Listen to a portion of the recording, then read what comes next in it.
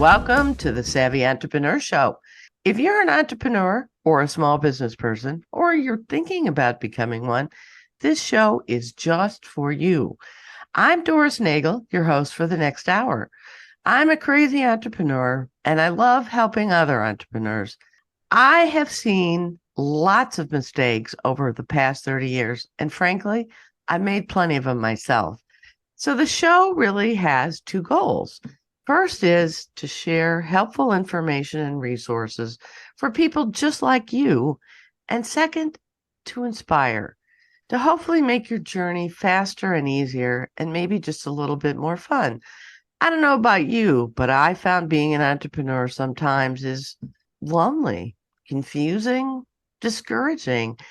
Oftentimes, I have found finding other entrepreneurs sharing their stories of how they've worked through issues can be a source of inspiration.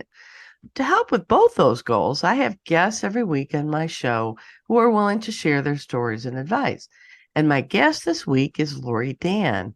She is part of a group called the President's Leadership Council, and she's going to talk about the services she and her group provide to entrepreneurs. I'll let Lori explain in just a minute, but it's really a way for entrepreneurs to find answers to their questions and also find inspiration. Lori, thanks so much for joining me this morning. It's a delight to have you on the show. Thanks, Doris. I'm delighted to be here. So, PLC is a peer advisory group for small business presidents. There are the big international ones out there like YPO, Vistage, EO, but those groups all kind of cater to a different market. We focus on the small business leader. We work with presidents, CEOs, partners, and founders who are running businesses, generally speaking, from 3 to 50 employees. It's a membership organization. We group each member into a forum of 8 to 10 peers in non-competing industries. And they meet monthly in a strictly confidential environment, and they work through challenges and opportunities together. And what makes it powerful is that all of these people are running businesses, but they're sharing their expertise, their resources, their perspectives, and offering their support to the other members. Just to jump in, Yeah. I suspect one maybe misconception is that, so if I'm a lawyer, what am I going to learn from a manufacturing president? You would be surprised. I bet I would. So talk about Yes. that. Can I share just an interesting story? One of our members presented to the group, she has a professional services business, but the software that she uses to operate that business just doesn't work the way she'd like it to. And there's nothing else on the market that is any Huh, better. So interesting. she decided she would design her own Oh, and that's she would, bold. right, use it in her business as well as sell it to enterprise clients. Of course, she's never done anything like this before, right? So she brings it to the group, and the group has never done this kind of a massive project, individually, but each of them had some experience with some portion of a project like that. And she left that meeting feeling like she knew exactly what had to happen next and what were some Hmm, things she needed to look out for and that kind of thing. So the expertise in these rooms, they're all smart people yeah. and they all have experience that can be beneficial. Also, the other thing, Doris, sometimes best practices in a particular industry isn't necessarily the best thing. Sometimes it makes sense So true. to, And right? lawyers, by the way, are some of the worst at it. I'm Right. pretty Why are they sure. doing it that way? So it's fascinating how it all comes together. Well, I want you to comment too a little bit on Vistage and some of the other organizations. I think Vistage is probably the best known of those, maybe. I don't know. Maybe it depends on regionally where you're from and listening.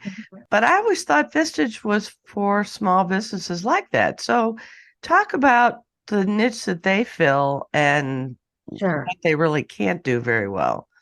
Sure. So my history had been with YPO. Back in the late 80s and 90s, I was running a regional employee benefits brokerage firm and participated in YPO. So that's really what I know from the inside.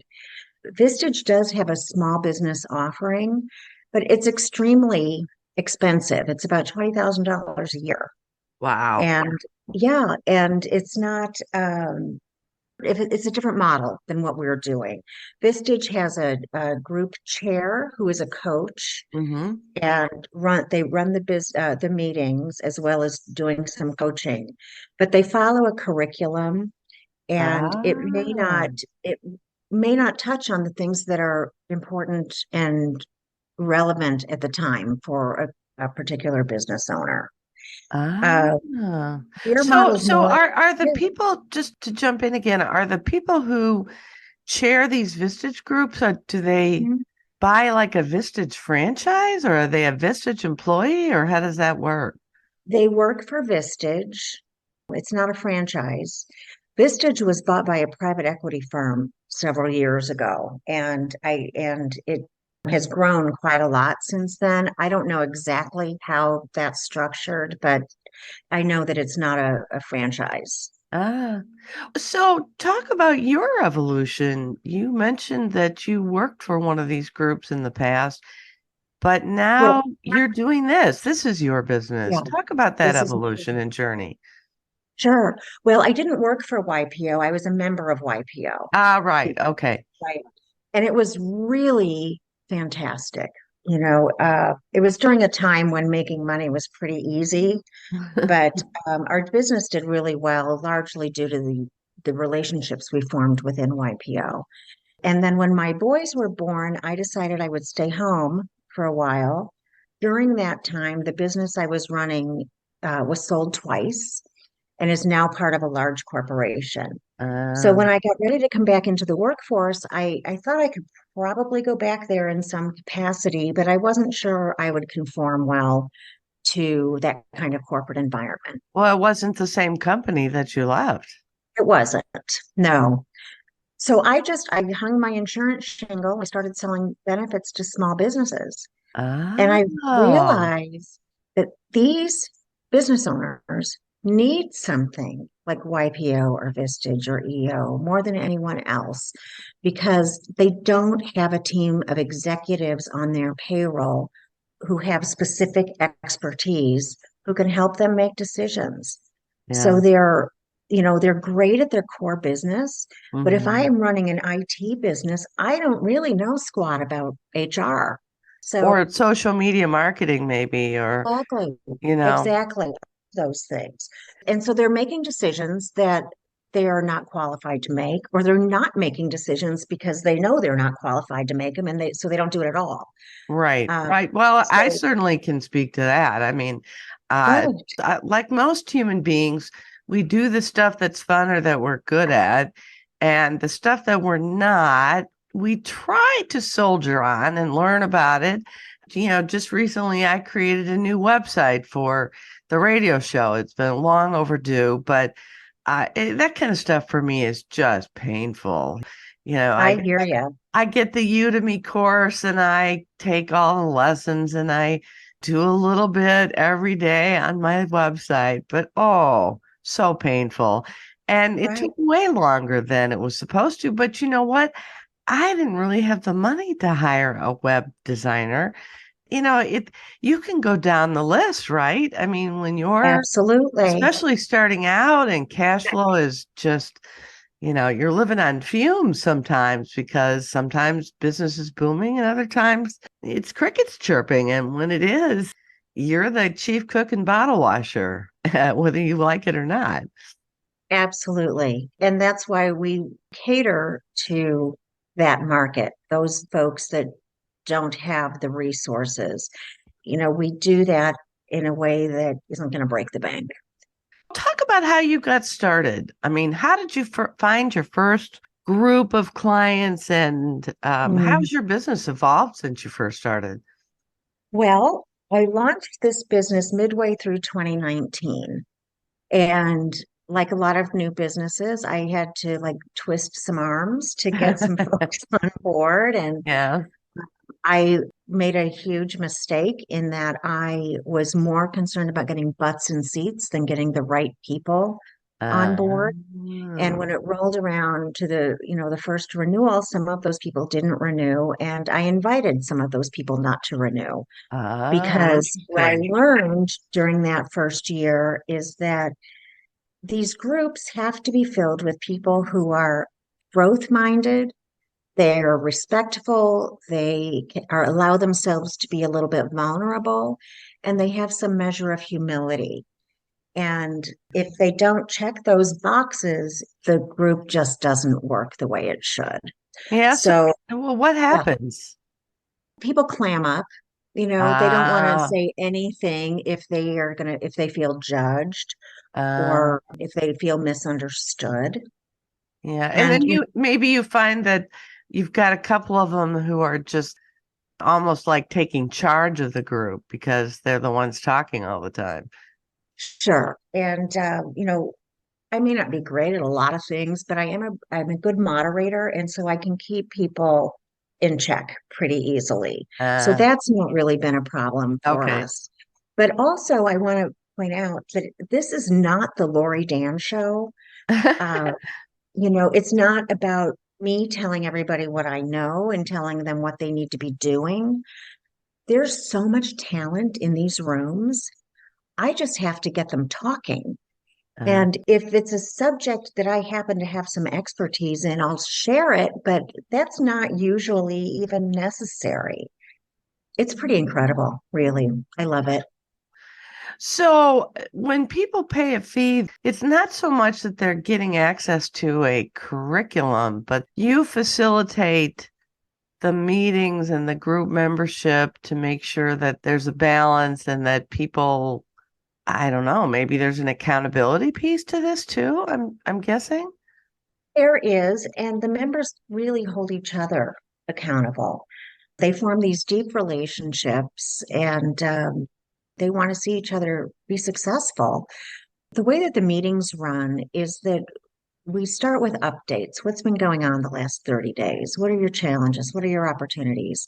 We talk about some of, the topics that came up last month. Where are those at this juncture?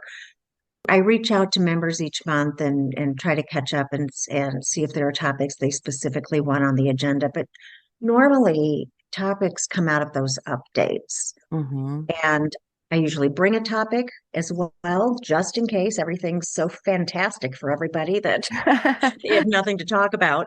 We don't usually get to it. And then we decide from those updates what direction do we need to go? What are the things we really need to talk about today? And we dig deeper into those subjects.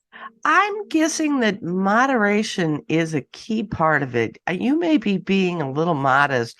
And the reason I say that is because I've never belonged to one of the kinds of organizations you're talking about, but I have been part of a couple of mastermind groups. Uh, Yeah, and I would call those sort of peer groups without facilitation. And both of them ended up falling apart because there just wasn't an accountability and it just didn't yeah. seem like it was getting any of us off the dime on our key issues. So how do you get past that? Well, do you ever take an assessment to determine where your strengths are, what kind of career you should be in? My last assessment that I took, the number one job for me is a moderator. Oh, So wow. I think it's an innate ability. Yeah. But I also get to know these people really well. And if they're not jumping in, I encourage them to do that. And I kind of steer the conversation. I've been in business a long, long time. I certainly don't know everything, and I'm not an expert on many, many, many things, but I do kind of understand what it takes to find resolution or to find a solution. And I can steer those conversations in a way that happens. Yeah. It's interesting. Sometimes what we're good at vis-a-vis other people is not necessarily what we're good at when it comes to self-governance. I'm just thinking of Me, and I enjoy facilitation a lot too, which is, I think, one of the reasons I do this show and enjoy it tremendously. But when it comes to zeroing in on myself, sometimes I have more of a blind side, I would say. And I'm probably not that unique, you know? Absolutely not. One of the main reasons people join a peer group is because the isolation that they Yeah, feel in their yeah, roles. It's lonely at the top.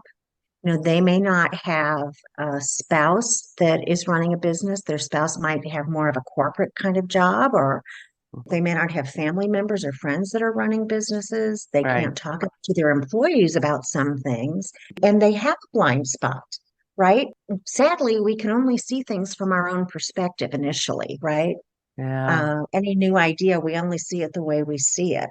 And right. to be able to be in a room with people who can say, well, have you thought about that? It really is, it's life changing. Lori, what do you think has drawn you to the facilitating or mentoring piece of it?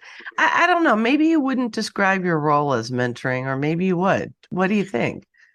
It's so funny because my members are so generous with their compliments, and they say things about my guidance or my tutelage. And that I don't think is really what's happening. I'm helping them to, get to the bottom of things, but it's not me with all the answers. I certainly appreciate those comments, but uh, What do you think has drawn you to oh, moderation or well, mhm, facilitation or guided mentoring? I don't know what you want to call it, but obviously it's a skill. And what do you think has prepared you for that and drawn you to it? mhm. Well, I'm a nurturer from the start. I loved the time I spent in YPO and learned so much during that time. During that, I was also certified as a moderator with them at the time. Did not even And know you could be certified as a moderator. What an yeah, interesting yeah, idea. a few tools, but I I'm not I'm not a nightclub kind of girl, like big crowds and loud noise and that kind of thing. But I love small groups and really getting to know people. So it's just fun for me, really. You must be also good at finding clients or people who are parts of these groups. So, how do you typically find these people? Yeah. Most of it is referrals or introductions. I do a lot of outreach. I use LinkedIn and do a lot of personal outreach, emails and phone calls. Oftentimes, prospective members don't really understand what we do. They haven't heard of those other groups, Hmm. and they'll say, "Oh, well, I'm already in a lot of networking groups." And we are not a networking group. There's never a give your pitch, pass your card kind of situation. You're never required to give referrals. They get made and business flows, but that's not why we're there. And when you're networking, Doris, you have to be on, right? Everything Uh-huh. is great. My business is phenomenal. I've got so much business, I don't know what to do with it. Right. But that's not the reality. So a peer group is where you can go and say, uh-oh, I think I messed up. Hmm. Or I've got this great opportunity and I don't really have a handle on what the best way to approach it would be. So we're very, very different than a networking group. Break through the tendency to basically make it all sound like sunshine and rainbows and unicorns. It takes a little while, but it's kind of a snowball effect. When one person in the group decides to lay it on, then everybody else kind of follows suit. And Mhm. once we go through the process a few times, they start feeling like, oh, wow, it's safe here. Nobody's judging me, and I'm getting answers. Ah, And that's why we don't have visitors come and sit in these small groups because it's disruptive. These people get really, really, really close. And That's what makes them comfortable to talk about whatever they need to talk about. Well, so how do you sort through that though before the meeting starts? I mean, you've got to have a pretty good antenna by this time of sensing who people are Mhm. before they even come into the group. I'm sure there'll be some where you're like, I could have sworn this would be a great fit, but it just wasn't. But my guess is you've got a pretty good sense before they go in, even that they're going to be a good fit. Well, Doris, if they have those four qualities that I talked about earlier, I'm pretty confident that they'll be a good fit. Most people get along with other people. It hasn't really been a problem. I've had one person want to move groups because of a personality thing. Ah. And initially I thought that I could manage that. But, it's interesting the people that really connect with others. Sometimes it's so surprising to me.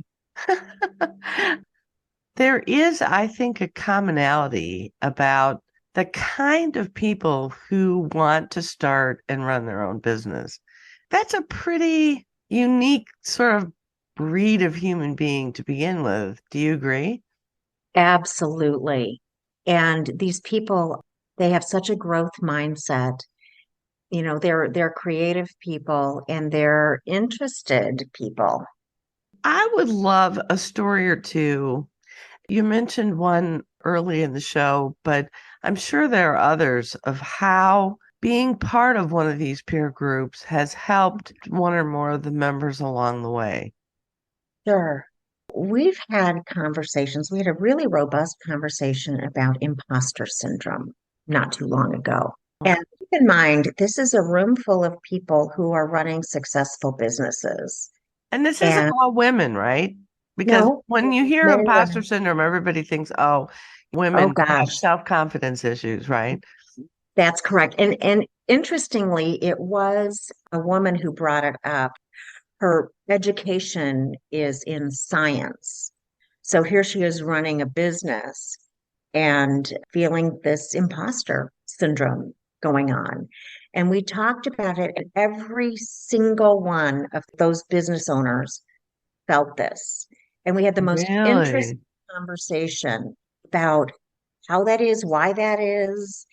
And it was so heartwarming to see the kind of support they were each giving each other. And, I mean, will they ever feel that again? Probably.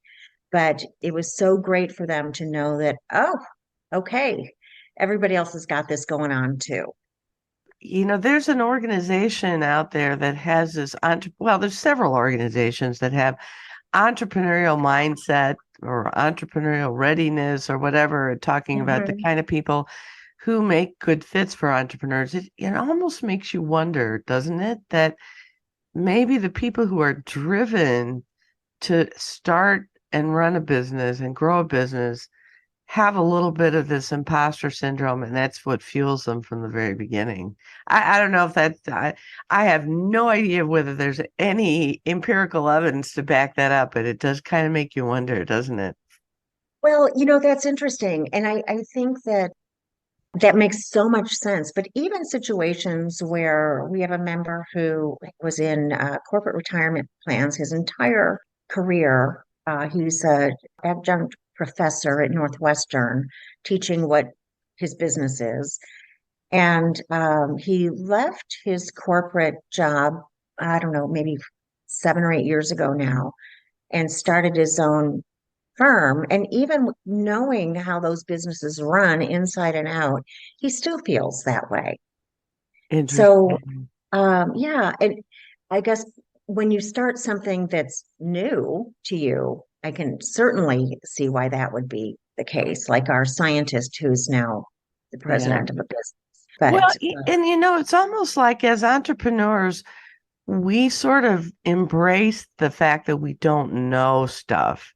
I mean, you have to be comfortable. In fact, I was a score mentor for a while, and I got frustrated with a lot of beginning entrepreneurs who just couldn't get past the noodling phase or couldn't get past the fact that they needed to understand everything before they move forward. And I kept trying to explain to them, look, it isn't like that. You just have to decide this is what you want to do, and you do some basic work and you go for it. You start to realize that people who are entrepreneurs are, in general, very comfortable with not knowing stuff. So they go in knowing there's going to be a lot of stuff where they're just treading water, and they're okay with that. I think that's a pretty unique human being, you know? It basically That's a, says, I'm not going to know this, and yeah. I might not figure it out, but I'm still going to go for it. That's a great observation. I think that's so true. And we don't have to be able to see to the finish line. All we have to do is see a little ways in front of us Right, and just keep trudging along. right. Talk about your own business. What's been for you the hardest part about owning and running your own business? Mhm. Uh, you know, just like everybody, the isolation. I can only see what I see. Interestingly, I don't share my personal business stuff in our forum meetings because I'm not a paying customer, right?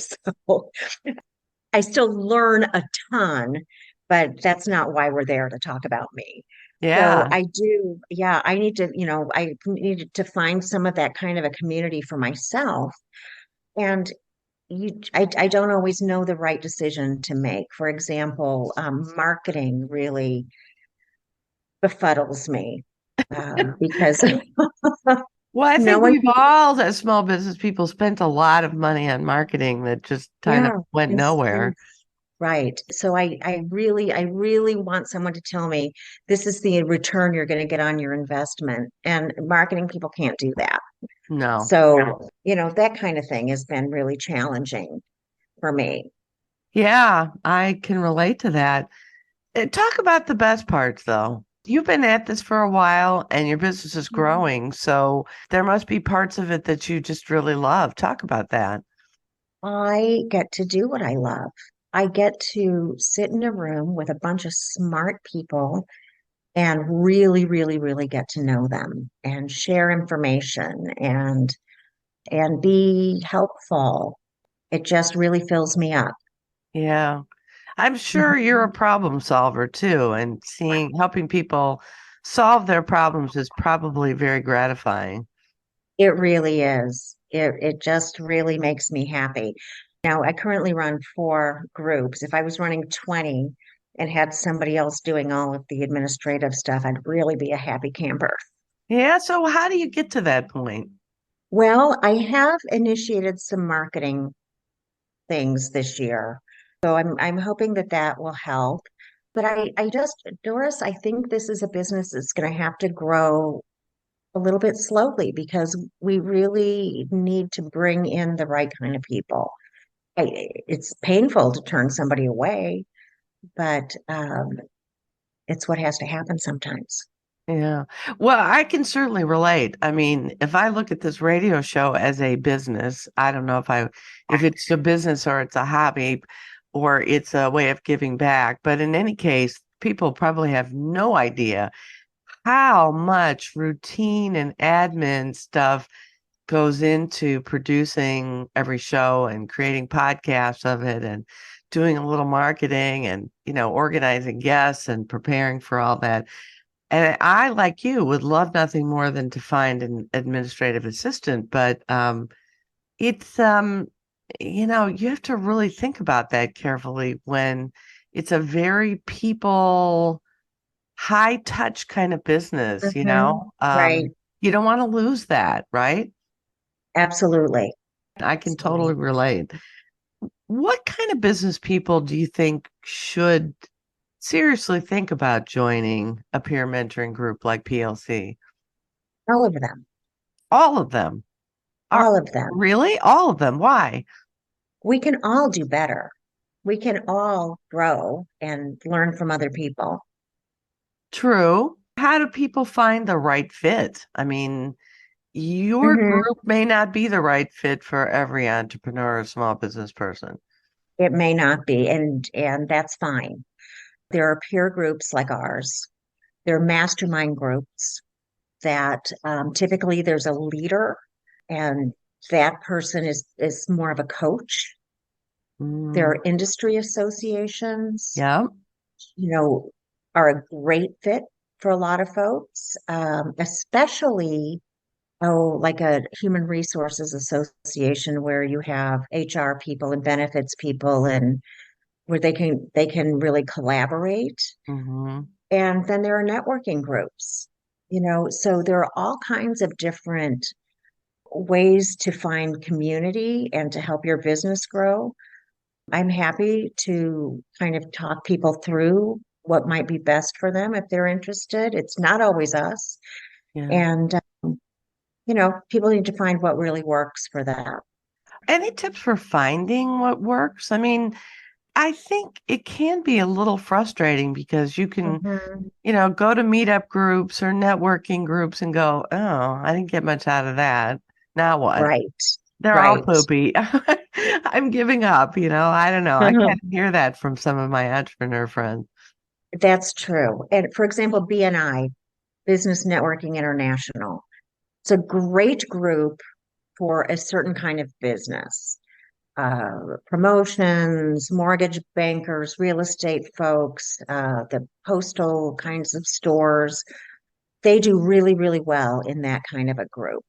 A lot of business flows between them. Hmm. If you're a business owner, probably you have to be careful about the networking groups because you have to go where the decision makers are, Right. right? And that's not always the case. I've found that a salesperson will never refer up the president of the company.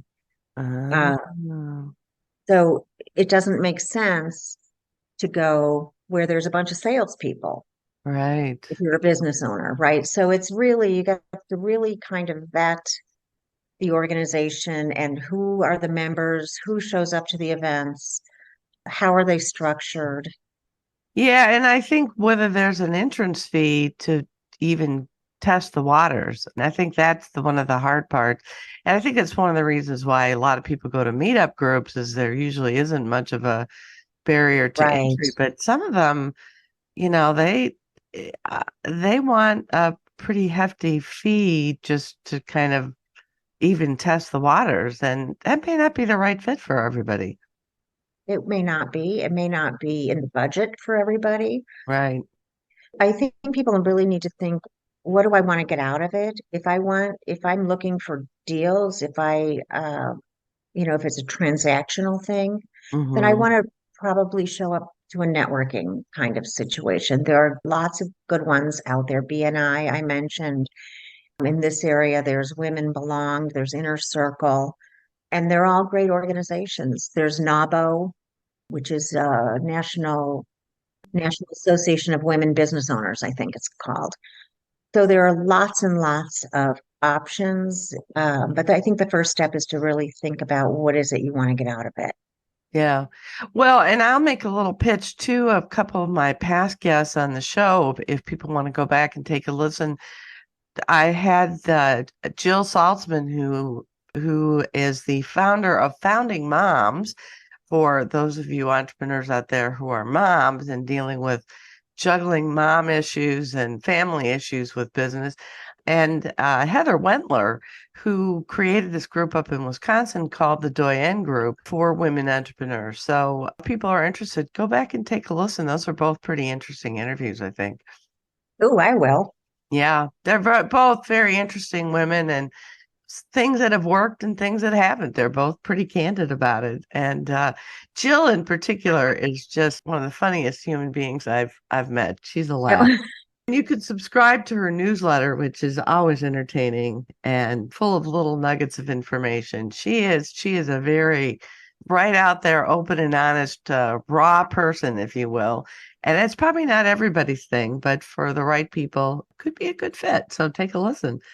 Lori, you have seen now through your participation in groups, but also now leading a number of groups through PLC and talked to probably countless other small business people and they listen to them talk about their issues. What in your experience, are some of the most common mistakes you've seen? Hmm. I think trying to do it all alone, and also not having a balanced plan with reasonable goals covering all of the areas of a business, operations, marketing, sales, and finance. Talk about that second one. What should people do, or what have you seen, and what do you think people should do instead? There's a lot of flying by the seat of your pants. Oh, yes. Oh, Oh, yes. right. Yes, And a yes. lot of small businesses have no standard operating procedures. And when they start to grow and hire employees, um, it's hard to build a great team if nobody knows what they're supposed to be doing or how they're supposed to be doing it. Right. Uh, so that's operations is a place where entrepreneurs often fail to keep up with the rest of the business. Yeah. Uh, they're, Yep. they're focused on providing their product or service and making sales. Maybe they're doing some marketing, but they're not really paying attention to cash flow. And I think you mentioned it earlier, then they're riding high for a couple of months and all of a sudden, there's no income. Right. So, I think all of those things are areas that need to be looked at and planned for from Yeah. the beginning. Yep. Yep. It's interesting you talk about scaling. One of my recent guests on the show was a guy named Jeff Galas.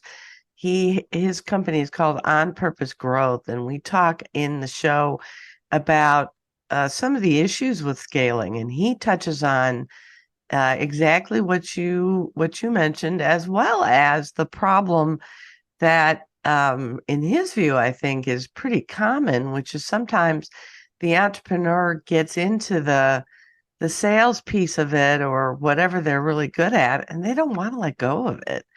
And that how that gets in the way of scaling. And I think that there's a lot of societal pressure to say, oh, I want to scale this business, like somehow going IPO is the measure of Mm, success. And the reality is, I think a lot of you know, and you'll hear people talk about, oh, well, that's just a lifestyle business, as though that's something less than a business that's, you know, growing like a mm, hockey stick and heading for IPO. yeah, When the reality is, I think a lot of small business people that I've met and talked to, honestly, what they really want is a lifestyle business. That sure. that is what makes them happy, is being in the Absolutely. business and being part of, Hmm. pressing the flesh with some of their key customers and suppliers.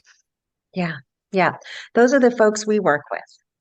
And I think that in itself is a wonderful measure of success to, build a business that is sustainable, create a few jobs, Yeah, do what you love.